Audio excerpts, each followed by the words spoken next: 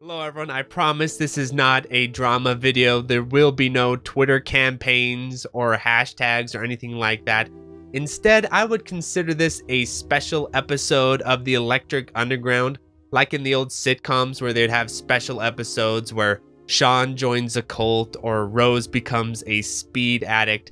And today we are learning a bit of a lesson. So that is the framing of this episode, if that makes sense. We are trying to learn a valuable lesson, not only about Kickstarter, but about project management. And of course, I'm talking about the infamous bit of vaporware at this point, Xydonia, a game that launched a Kickstarter all the way back in 2016. And even though the Electric Underground was not in effect at that time, I still was aware of the genre, and I do remember this Kickstarter taking place. I didn't donate to it or anything like that, but I did play the demo and think, oh, this is going to be pretty cool. And I remember it being featured in a lot of crossover type places. This wasn't just a Kickstarter campaign on the forum or in some random back channel. This bad boy got quite a bit of coverage, and it raised an assload of money, at least in terms of the genre. And so what we are going to do is we're going to take a trip back to the Kickstarter and follow along to see where I think this project went wrong. And then at the end, I'm going to give my sort of final analysis on how I think Kickstarter should be viewed these days, how I think the sort of golden era of Kickstarter probably should come to an end, and my views on what makes a project that is looking for crowdfunding seem feasible, and which ones where you look at it for crowdfunding you think, not in a million years. So we shall now transition over to the desktop capture. Alrighty, here we are on the game's Kickstarter page, looking very similar to how it looked all the way back in 2016, if memory serves. Xydonia, action-packed, Japanese-inspired retro shmup. I mean, what else could you ask for? The logo looks awesome. The graphics look very appealing. Fun fact, the guy who was originally working on this game's graphics went on to work on a game that was finished that I think is excellent called Steel Assault. So maybe I'll show some Steel Assault footage as we go through here. But let's take a look right away. So created by Dario, and it had 728 backers, pledged 25, almost 26,000 euros. That's kind of around 30K. We'll kind of round it up to there, call it good. And so the first thing that I always do whenever I look at Patreons, whenever I look at Kickstarters, is I always look at the tiers and what they offer in the tiers.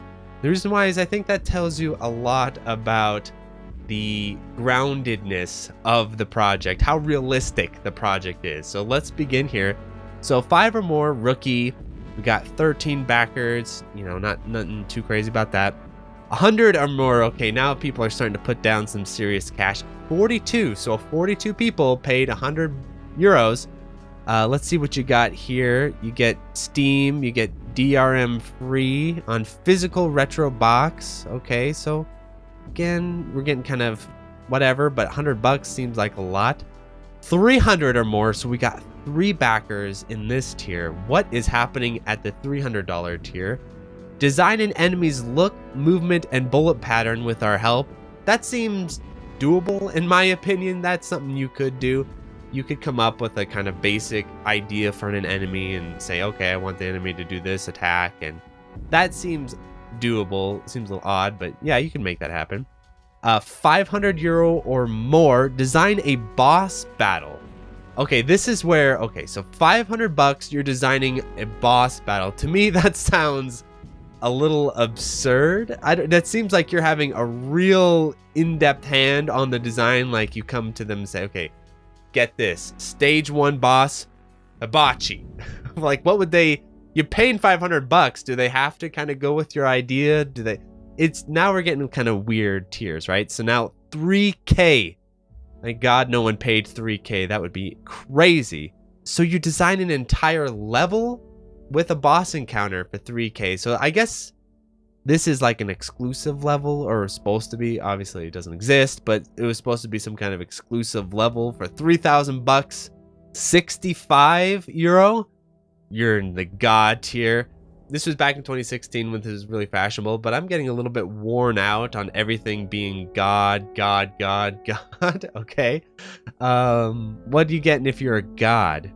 You get promoted to producer, be part of the team's creative process. Oh, wow. Okay, so 65 in, you're kind of like investor tier now, where you can go in and I'm guess making some creative decisions on what's going on. I mean, that is a lot of money. Luckily, no one went that crazy with it. There we go. There are the backers. There were some really heavy-duty ones later on. I'm sure they're just delighted with how things turned out. So I remember looking, okay, we got the playable demo. That was a good sign, right? Like, initially the game, unless you're really keeping a close eye on things, it seemed legit. The graphics looked amazing. They had a playable demo. It seemed polished. It seemed professional. It seemed like it was going some places, right? Then we're going through, and I remember it, yes, I remember it being featured on GameSpot and Hardcore Gamer and all these different places. So all these different outlets were really showing this thing off and saying, hey, this is really cool. You should check it out. Check out the Kickstarter. You can just see how much focus was placed on all of these sort of extra type things, right? Like magazine covers, jewel case, physical boxes. So now there's going to be a Master System version. The budget breakdown, this part's funny. Okay, so look at how huge the taxes are. I guess only in Europe would so much of your budget go to taxes. Like what? There's a shitload. Look at the pie for the music and sound. That is crazy how much the music and sound is costing them. That's like, I don't know how much of the budget, but that's a huge slice. PR, public relations, so that's like paying off GameStop or whatever they're doing. Paying for advertising, I'm assuming. So there's art. That makes a lot of sense. The art should be a big part of the budget. And then design and development, so that's the majority of the budget. But it just seems like, to me, it would make more sense if design and art were like 75% of the budget, and then a much smaller slice for music and sound.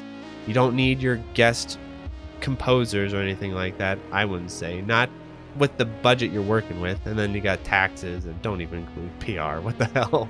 All right. So here we're looking at the stretch goals here. So there's a Mac and Linux port unlocked. I personally am not a fan of stretch goals. This is something I've long criticized with Kickstarters, and people always cite as sort of the justification. Oh, look at Shovel Knight, right? That they had such cool stretch goals, and because they had these massive stretch goals, we've got them to make all these different DLCs and stuff. But you take a step back. Now this is considered a success. Think how long it took the dev team to hit all of their ridiculous stretch goals, like years, years and years, probably long after most of the backers were still interested in the game. It just seems like I hate this sort of stretch goal bullshit, and it gets absolutely absurd, right? So we just keep going. We're gonna get an arrange mode for 40, like they're gonna do a whole arrange of the game for a little extra money. Online co-op. You'd think online co-op would be cheaper than the arrange mode, but okay.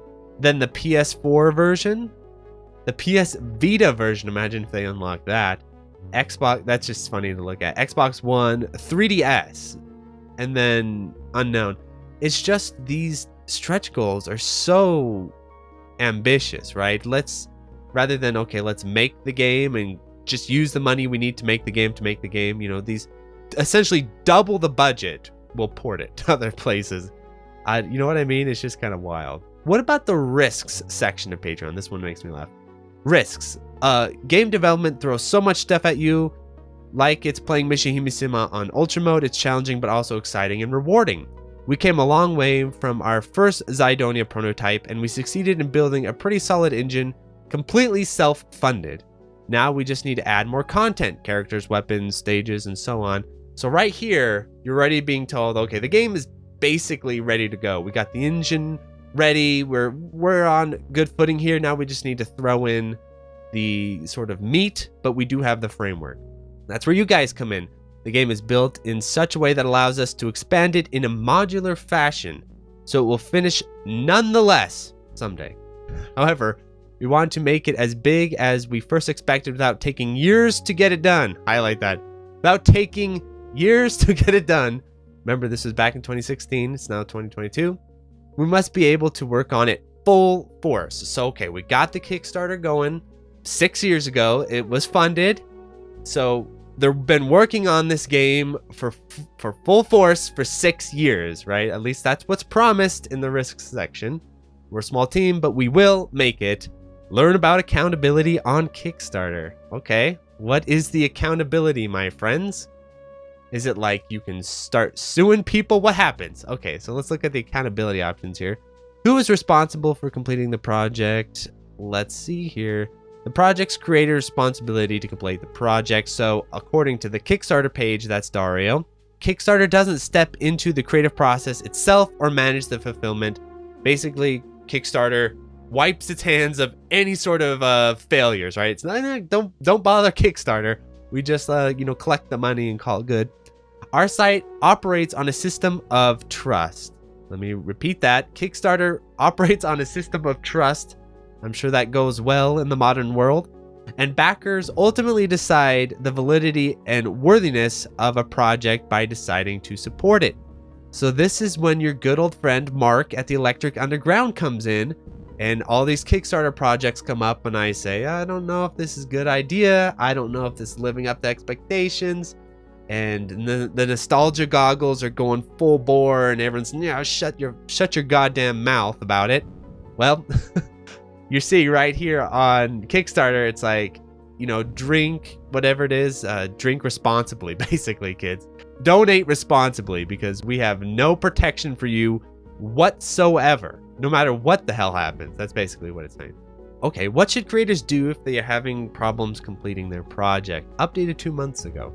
If problems come up, creators are expected to post a project update explaining the situation. We'll come to that later. Sharing the story, speed bumps and all is crucial, right? So as long as you're making excuses, Kickstarter's cool with that. Most backers support projects because they want to see something happen and they'd like to be a part of it. Okay. Creators who are honest and transparent will usually find backers to be understanding. Overly so, in my opinion. Overly so. I think the world would be a better place if the Kickstarter backers were less understanding, to be honest. But okay, let's continue. It's not uncommon to take things longer than expected. Sometimes the execution of the project proves more difficult than the creator had anticipated. Sometimes, like all the time, especially with a project as vast as a video game, where unless you have that damn thing made and ready to go, there's a lot of, there's going to be a lot of unforeseen complications. Even for experienced developers. Now you bring in people who've never made a game before, which is a lot of Kickstarter's crowd. Obviously, that's why they're on Kickstarter. Not exactly a sure bet. If a creator is making good faith effort to complete their project and is transparent about it, backers should do their best to be patient and understanding while demanding continued accountability from the creator. What Kickstarter forgets to mention in their little legal, the little how-to thing here is, okay, but what if what if the guy's like, peace? What if they just stop posting updates? What should the backers do in that scenario, Kickstarter? What's the protection there? Okay, here we go. If problems are severe enough that the creator can't fulfill their project, creators need to find a resolution. Steps should include offering refunds, detailing exactly how the funds were used, and other actions to satisfy backers. And then section 4, terms of use. What is section 4?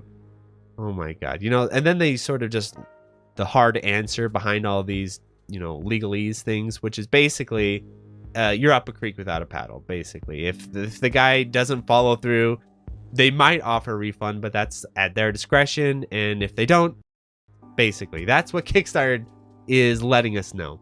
So, this is the premise. All of this was established in 2016. They got their funding. Cinderella story. We're going to get t-shirts. We're going to get soundtracks from Japanese musicians. We're going to get Mega System CD-ROM cases and all kinds of fun stuff. What exactly ended up happening? Why don't we go to the updates section and find out? So, not much has happened. Things were going along steadily. But now things have kind of slowed down. Not many updates. Backers are wondering, hey, what's going on here? And this is when The developer says, okay, listen, I've been going through a lot of hardships personally. A loved one passed away. Things are slowing down. I'm burned out from running the Kickstarter. All of that sort of thing. So that's the reason for the slow development recently. Now, at this stage, back in 2018, you can consider this like, okay, this is an understandable hiccup. These types of circumstances can come up. With some very solid planning, maybe you could have someone kind of sub in and kind of work on things while you're getting yourself together. But with indie development, that's usually not possible. So at this point, as a backer, you're probably like, oh, that sucks. But, you know, we'll give you some grace here to get back on your feet, right? That's, I think, an understandable perspective. But this is where, for me, it gets a little bit tricky. Because obviously, when you're working on a project like this, there's going to be all kinds of shit that comes up in real life. I am not unsympathetic to that. But the problem is that we tend to forget when we do these Kickstarters is you're not working on your own time. You are taking other people's money, other people who I am sure also have shit going on in their lives, and they're spending it on your project. So there is a level of obligation here that's beyond just your own personal work, if that makes sense, right? Let us continue on from that point. And then the final update in the past 2 years, November 2020. Now let us take a peek. This is 4 years later, about at the most recent update 2 years ago. Okay, so here is the last current update, all the way back 2 years ago. So we're seeing some screenshots, we're seeing all this. Okay, this was 2 years ago. But this is the fun part, all right? Now let's see how the backers feel about all this. They've been along for a ride for 4 years now, with very little in terms of tangible results. Okay, so this is from 9 months ago, Jesse McLeod. It is now 2022, and we haven't had any responses or updates on this project. What's going on? Okay, so here we are, the comments tab. I actually forgotten about this one, so it appears it's been a scam all along, correct? Well, that blows. Good question, Crispy. So my analysis, I don't have any insider information on this. I'm sure everyone's signed 1,000 NDAs to keep their mouth shut. But my analysis of this is I think the project probably originated with genuine intention of making this game. But there was a much bigger fixation on sort of the extras and the peripheral aspects of releasing the game rather than the core aspect of creating the game, which is not glorious and not glamorous. It's just hammering on keys for hours and hours and hours and banging your head against the wall. That's, I think, a better description of how game dev goes on. Okay, so here's this guy. It's ironic I decided to pledge only 20 bucks because I'd recently come off a Kickstarter hype train and started being more cynical and cautious. Well, I guess that's 20 bucks out, but at least he didn't lose more. Wow, what a complete sham. This was the last straw for me and Kickstarter. Absolutely my brother. So this guy is doing some sort of lawsuit. Professor Nemo is going ham in the comments. If there's an unsung hero in this story, it is our friend, Professor Nemo. So, and I feel bad for him because he obviously pledged a shitload of money being a super backer. Point I want to make on this, because there might be some sort of response to this video of, oh, you're slandering or whatever, is there's a certain period of time where, let's say 10 years from now, 5 years from now, this game limps out somehow. It limps into existence 5 years from now. In my opinion, I would still consider it a scam because there's a reasonable expectation of time in which you ask for the product, right? And if you take so long that all your original backers have moved on, have forgotten about it, or have felt ripped off, I think you're essentially not creating the same game, and the window has passed. Yeah, people just going ham in the comments. I don't really give a shit about getting a refund, but it up to saying, sorry, we're not going to be able to finish the game would be nice. Too many of these projects just end with the developers going MIA. Good point, John, but I think I have some bad news for you. One, I doubt you'll get a refund because the money is probably all gone. You know, you can't get blood from a stone, as the saying goes. But I do not think you will get a sort of like formal apology from the developer. And my only thinking is that maybe that might be too risky legally to do that. You know, it's much safer to sort of plead the fifth and fade into the night. I would assume. Who knows? Maybe the developer might do something like that, but I think maybe legally speaking, it might be risky. Oh, see, Professor Nemo reflecting my exact thoughts. That's because if they admit fault or can't finish the game, it would open themselves up to a lawsuit. Exactly, Professor Nemo. That's my thinking exactly. Stefano saying, "Come on, brother, refund me." Other ridiculous. See, Professor Nemo he is not a happy camper, and I don't blame him. I mean, I fought Ticketmaster for a year and a half for a refund on a $130 concert that was canceled. And I threatened to take them to small claims court to get that $130. I can only imagine Professor Nemo's frustration. The lawsuit is going to be insanely difficult, Professor Nemo, because one, aren't they in like another country, Italy or something like that? And you're going to sue who? Kickstarter? Yeah, that's going to be brutal. In summary then, you know, you all can enjoy the comments section. I recommend you go through and check it out. But let's transition back over to the main camera here. One moment. So here we are back on the main camera, YouTubing properly. And let me give my final closing thoughts on both the situation and Kickstarter projects as a whole. So on this specific situation, like I said at the beginning of this video, this is not a drama, Twitter, you know, hashtag campaign type of investigation. I think that's mostly probably a waste of time at this point. I think it's a hard but important lesson to learn, which is that you have to be extremely cautious with these Kickstarter campaigns. And Kickstarter themselves, honestly, I'm not a huge fan of, because the way they set it up is they gather together a shitload of money, and then I'm sure they take a generous cut before they give it to the creators. And best case scenario, the creators then use that pile of money to make their game. But Kickstarter has done a very solid job of removing themselves from any sort of liability. You're just throwing money on the roulette table and hoping to come up with a win, unfortunately. And so will we see refunds? I think that's incredibly unlikely. Even if the guy wanted to give them, I doubt he probably has those funds. I mean, I think the ambitions were too high. The planning was too low.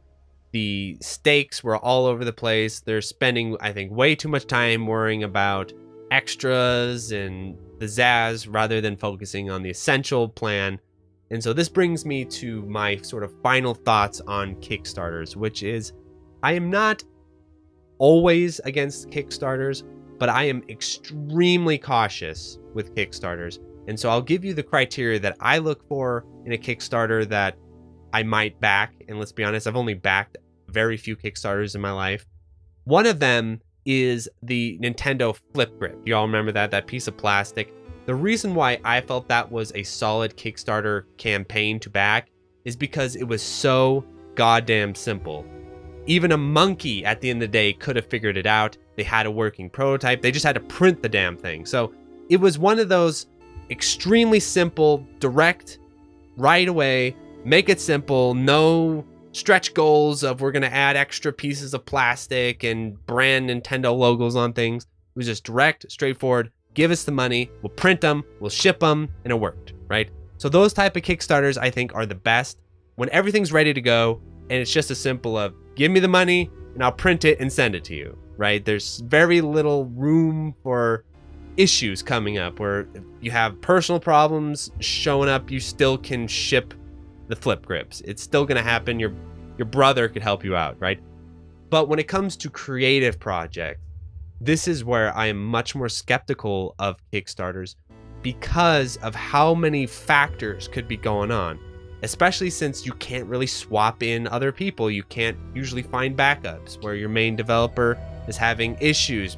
Well, he has a heart attack. He's in the hospital for months or whatever's happening. You're just kind of screwed, right? It's like an actor in a film. That's why actors can't drive cars. That's why actors can't do anything. You know, they just have to sit in their trailer, and go to the set. And that's all they're allowed to do because the liability of them, something happening to them, is just way too high. And then there's also a lot of these developers are brand new and they don't even know what to expect coming down the road. They've never dealt with creative burnout. They've never dealt with the stakes of something like this, the pressure, but you don't have that legal hammer over your head where you can't walk away. Kickstarter allows that. So again, that's just another risk you're taking with these sort of creative projects. And so whenever I look at a Kickstarter that's a little bit more on the creative side, like when Shmup Junkie did his Kickstarter that he's helping out with for the Toplan documentary, what I want to see is I want to see a plan. I want to see some upfront work that shows, okay, we're capable of doing this.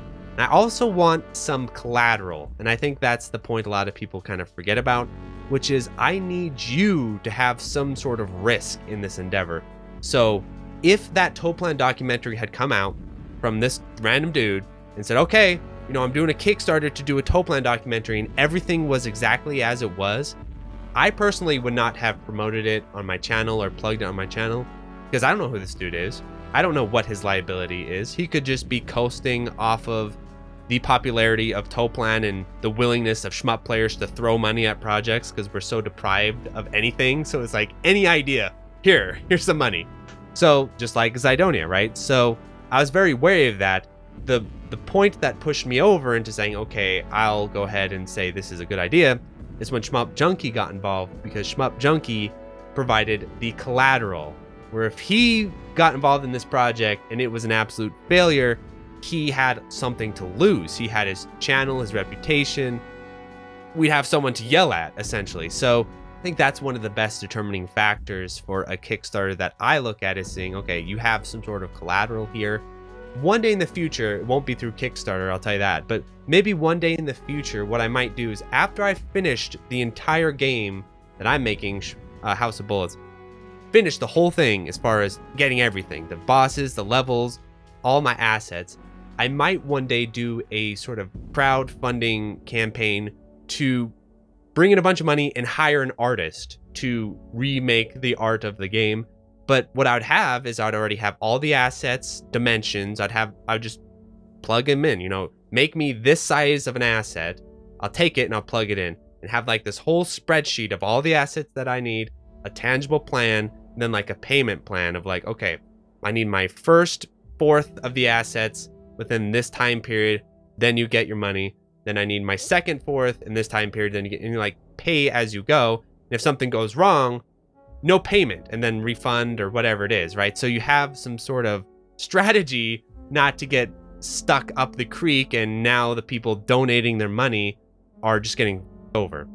And my final point on this, and I have a lot of thoughts on this kind of stuff, obviously, is we need to stop minimizing the value that the fan base is providing to all these projects. Because every time these types of things happen, there's always this subset of people who take the creator side, the failed project side, and they say, well, this happened and that happened.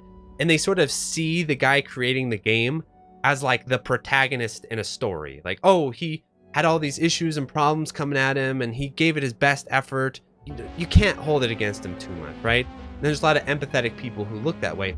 But your empathy, in my opinion, is not that wise, because you're extending it to the most forward person you can attach it on, the person at the center of things, and then completely negating all of the effects it's having on everyone else. So what about the dude who dropped that $100, who he needed that $100 for something else?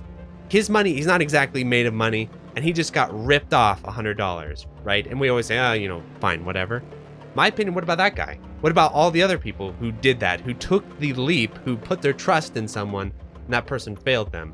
What about their story? What about their sort of empathy, right? We always are focusing on basically the most prominent figure in these stories, and we're always forgetting that the people they're taking the money from, these are not characters in a TV show. They're not NPCs in Grand Theft Auto. They are real people, and they are really losing their real money, and there's an obligation in that. There's a contract. If you take someone's money for something, it is your moral duty to deliver it, right? That's my opinion.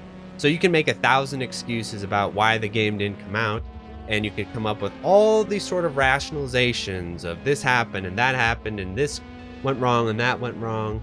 But at the end of the day, a promise is a promise, and either you delivered or you didn't. And if you didn't, the trust isn't going to be there. So unfortunately, this is a story with a sad ending. Maybe someday, you know, some sort of version of Xydonia might pop out, but just let it be a cautionary tale of what you should be looking at when you look at Kickstarter. For the love of God, do not get so caught up in nostalgia and hype and all that sort of stuff. Try and look at it strategically. Try and look at it like, okay, what is the likelihood? What are the signs of someone who's being serious? Or what are the signs of someone who's promising a pipe dream? So, thanks so much. Adios, everyone. So thank you to the $5 patrons, 100, Dingo, Another Joe, Anthony A, Aaron Solis, B.Reality, Bo, Ben, Borgie22, Brian Schiffer, Chris Yusufovich, Chronic Burnout 3, Climbing Coyote, Cook Some Soup, Corey Mark, Des Audio, Darren Griffin, Disco Stas Leia, DJ420 Praise It, Eric H, Fantaside, FCK, Full Set, Retro Schmupper, Hausu, J, Jason Allen, JLab, JB RPG, John Kelly, Gameboy Guru, K, K2, KZ, Khalil Reedy, Contain, Larridge, Malaise, Matthew Deragish, Maz, Megadeth 859, Minang, Mechalin, Michael Stum, Nichelle Y, Queen Charlene, Nathaniel Davis, and Electron, Neon Dagger Games, Okla Googles, Philip Mason, Psycho Blizzard, Rattlecat, Raoul, Real Skeen, Riff Mason, Robot Parking, Rolf015, Sarah, Scanline City, Seesaw FW, 7 Overdose, Shmup Junkie, Sarah Pong, Steve Fiction, The Boot Rex, The Dirty Screech, DN1, The Old Bensta, TRM, Sugumo, Twilight EX, Utakoi Root, Wappy Legs, and Utakaya. Thanks for watching.